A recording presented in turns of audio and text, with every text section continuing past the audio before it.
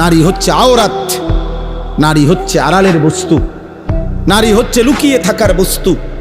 কন্যা হচ্ছে লুকিয়ে থাকবে, যে তার আত্মসম্মান রাখবে, যে পুরুষ তুমি ভদ্রচিতভাবে শরীয়ত সম্মত পদ্ধতিতে বিবাহের পবিত্র সম্বন্ধের মাধ্যমে আসো, কোনো আপত্তি নাই। কিন্তু আমি নারী, আমার ইজ্জতের দাম অনেক।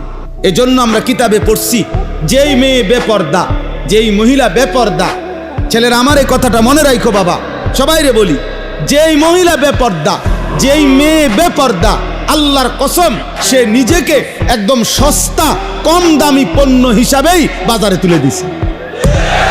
হ্যাঁ, সে নিজেকেই তুলে দিছে যে আমি আমারে তুলে ধরলাম, এবার আঙ্গাল কাঙ্গাল আতুল লুলা যা আসো, ঠ্যাং ভাঙ্গা মাথা ভাঙ্গা যে আসো, বুড়া জোয়ান প্লাস্টিক রাবার যা আসো, আমারে দেখো, আমার আমি ছেড়ে দিলাম।